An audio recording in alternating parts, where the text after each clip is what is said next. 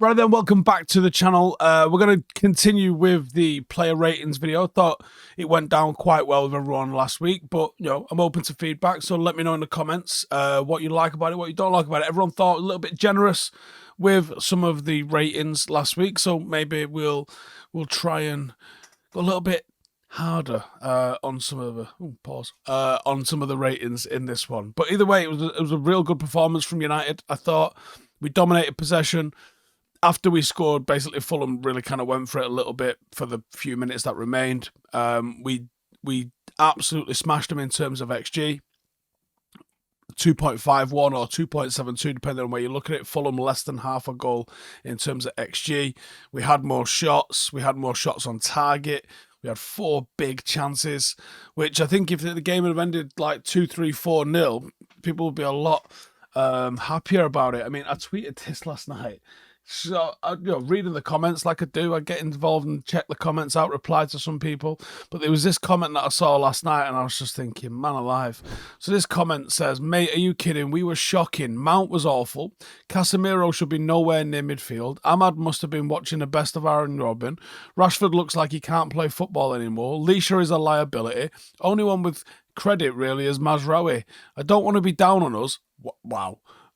But we must have been watching a different game. Yeah, Fulham weren't great either, but neither were we. Didn't look like we carried any threat whatsoever. Just relieved we scraped over the line. I don't know where to go with comments like that. I really don't know where that appreciation of a game comes from. Like,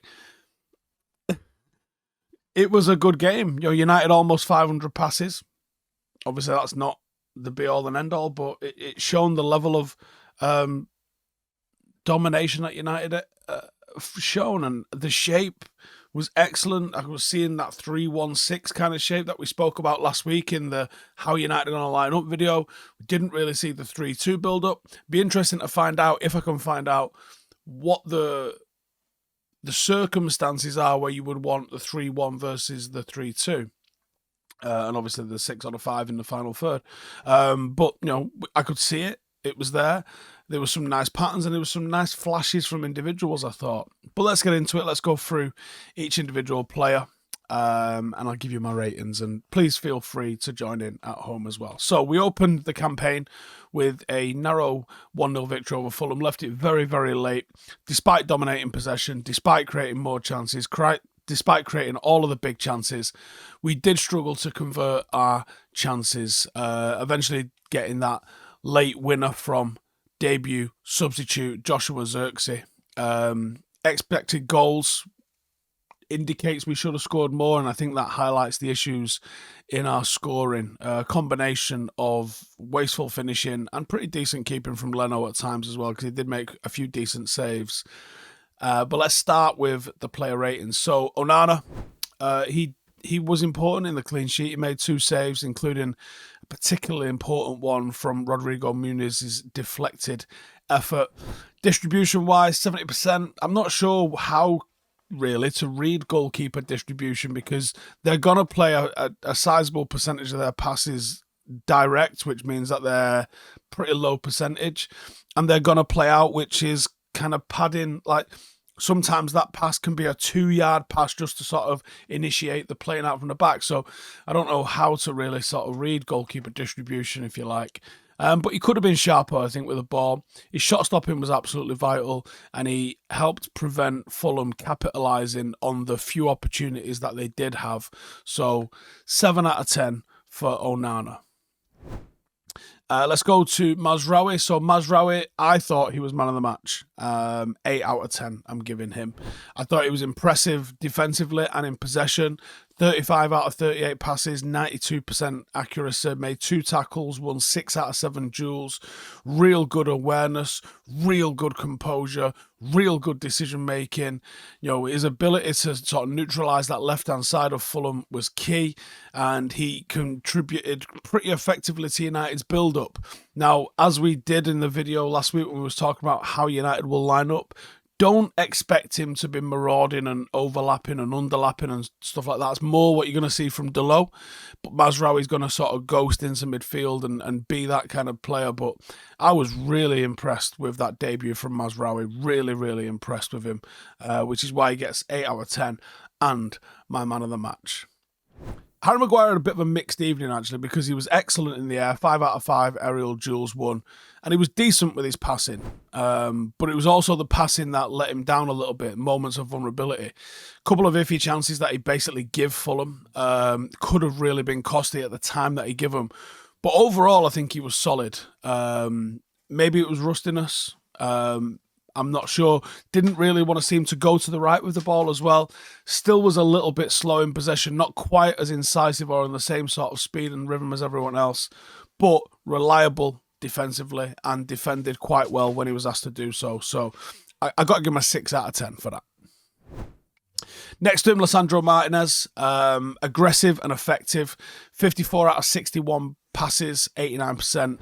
He made 3 really crucial tackles. He was involved in some quite tense defensive moments, recovered well to sort of help maintain that clean sheet though. Passing from the back is crucial, I think, in setting the tempo for United's attack. Also dropped one nice, a real chance that he dropped in over as well for, I think it was Rashford to get on the end of. So he just edges Maguire, I think, with a 7 out of 10. Delo at left back had a bit of a workmanlike performance, 40 out of 47 passes. He did make 2 tackles. He did struggle against Adama Traore, but let's be honest, everybody struggles against Adama Traore. Lacked a little bit of cutting edge to make a bit of an impact going forward, but his defensive work was solid and he did help to contain some of Fulham's counter-attacks. And there was times when he really needed to as well. If he was high up the pitch, he managed to get himself back. But it's a 6 out of 10 performance. You know, not great, not terrible. 6 out of 10. Casemiro. Now, he was an engine in United's midfield. He won 50% of his duels, 7 out of 14. He made 4 tackles. His passing was pretty reliable, 84%. He was keeping it simple, but also he covered every blade of grass, right? He was covering left, he was covering right, he was covering our box, he was getting forward into their box. And I think a little bit like Bruno, who also had, weirdly, 84% pass completion, he was trying to make things happen in the final third. He was putting crosses into areas that we weren't really kind of getting on the end of, and that's where he dropped some of those passes. But the physicality, the leadership was evident. He was a standout performer for United.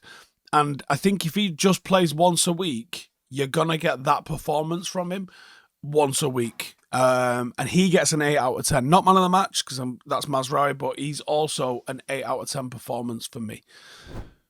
Kobe Mainoo. Kobe's shown the same sort of composure and the flashes of just raw brilliance that he's got. 90% pass completion from him, 37 out of 41. Won 13 of 23 duels. Was effective in both breaking up play and also moving the ball forward. His influence did wane as the game wore on, but again, another promising midfield from him. Another promising game from him in midfield, and can't wait to see him get fit and get it going. 7 out of 10, in case I've not said that already. I can't remember if I did. Bruno. Frustrating game, really, for Bruno, and this might be harsh, what I'm going to give him. He had a couple of chances, which he could have done better with. His passing accuracy was, like I said, 84%. It's pretty normal for Bruno. But his impact was minimal compared to his usual standards. I don't know if it was because him and Mount were occupying a similar kind of role, but he really struggled to sort of find space and make effective contributions in the final third. It was a disappointing performance from him that he's definitely going to need to improve on. I thought at times his decision-making just wasn't quite there. And I'm going to give him quite a low score in this one. I'm going to give him a 4 out of 10. Diallo. Now, Diallo was involved more than we probably initially thought. His link-up play, which is what I think Diallo really brings, was really good. 90%, 26 out of 29 passes. And he's shown some flashes of potential. There was a couple of dribbles where, early in the game, was it a penalty shout? I haven't watched it back, so I can't really say. Live, it looked like it was a penalty shout. He was involved in 4 duels. He did only win the 1, but he did contribute defensively. He certainly tracked back effectively. It was a steady performance, room to grow in, flashes of stuff without actually really managing to deliver any end product. So I think a 6 out of 10, I think, would be pretty fair in terms of what Diallo did. Rashford had, I think, quite a quiet game. It was 22 out of 29 passes, 76%. Struggled to make a significant impact. Some really nice first touches, some excellent first touches on the switch from people.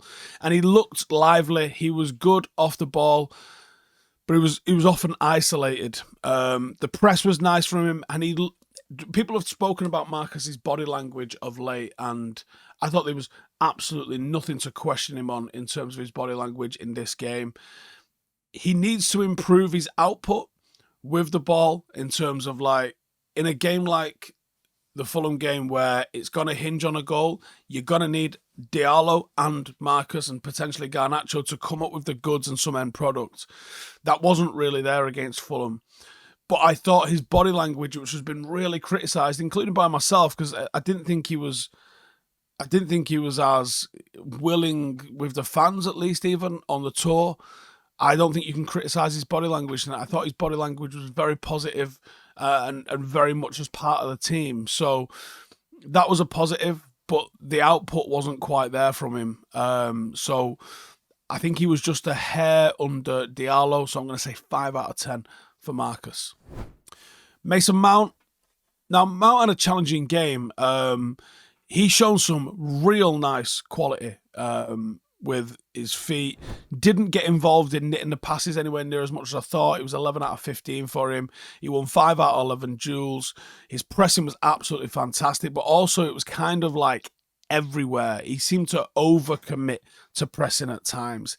He did win 3 tackles, but I think he was lacking the sharpness and the creativity that we thought from him. Connection with the forward line maybe a little bit inconsistent, and I think it impacted Bruno's game to a certain degree as well. There were opportunities getting into the box. Bruno put a nice cross in there that Mount just didn't have the instincts to be able to get on the end of, which would have been early in the game and might have seen a different scoreline for us if that had gone in. The substitution for him on the hour mark made sense, and it might have been planned anyway to bring Xerxes on, but Mount's going to need to step up his game if he's going to get any sort of a starting place in this team. And I think I've got to give him a 5 out of 10, really. So then onto the subs. I'm only going to do Garnacho and Xerxes because, like, Johnny Evans and De Ligt, I don't think we can judge them off the basis of this. But Joshua Xerxes, I thought he was a little bit deep at times. He did have limited involvement, 8 out of 9 passes, which is not bad. The finish was really nice. It was an excellent way to mark your debut, a real crucial contribution that was needed, a real deft touch just to sort of guide the ball in towards the net. I got to give him an 8 out of 10 because the result hinged on what he did. So he joins Casemiro and Mazraoui in terms of getting, like, the highest scores. But there was impact, and you can't deny that there was impact. Outside of that, there's probably more work to be done, but there's a reason that Ten Hag's been a little bit slow in introducing him. We'll find out what the best role is for him. I'm not sure exactly what that looks like at the moment. I thought maybe him alongside other strikers, he'll find more space, but as the sort of sole striker, he did look a little bit isolated at times, and it was coming a little bit too deep, I thought. So we will see what the best role for him is, but 8 out of 10 in terms of that performance there against Fulham. And if he keeps coming up with the goods and scoring goals off the bench, well, happy days. Garnacho. Now, Garnacho obviously provided the assist for Xerxes' goal, and he was a real threat. So after Ahmad, who wants to operate in between the lines and dribble it into the box, having Garnacho on that right-hand side really helped pen back Fulham, and it was the sort of go-to outlet for United once he came on. He also completed a decent number of passes. He was involved in 6 duels, winning 3, 9 out of 10 passes. His pace was very important. His ability to be an outlet for United was very important. But there's still just a little bit of a question mark about some of his decision-making. Ultimately, there was end product. It's not the greatest assist he's ever going to come up with, but it was an assist. It goes down as an assist, so you got to give it him. And because it was so important in the game, I got to give him a 7 out of 10. So that's it for me in terms of the ratings. I could touch on a manager. Shall we touch on a manager? I think we'll touch on a manager as well. So what did Ten Hag get right? I'm not necessarily sure his substitutions were great. I feel like they were probably pre-planned for the most part, but his tactical decisions were effective. And actually, the substitutions were effective if you want to go technical. Like, he brings on 2 attacking players and they combine to get the assist and the goal for the win. United did struggle to break down Fulham, or at least convert their chances. Can you put that on the manager? You get the 3 points. There's been a massive swing from last season to this season in terms of how much they parcelled us up at Old Trafford. It's a positive start. But a performance that suggests there's more work, more fitness needed, more fluidity needed. We need to see De Ligt back in the team, starting on a permanent basis. And, maybe there's a transfer that's required as well in terms of bringing in a midfielder. But can't argue with that. 3 points. We're off to a perfect start. It's a win at home. It's a clean sheet. And we are top of the league. So, happy days. Let me know your thoughts on the ratings, on the game, on all that sort of stuff. And I'll see you in the next one. Laters.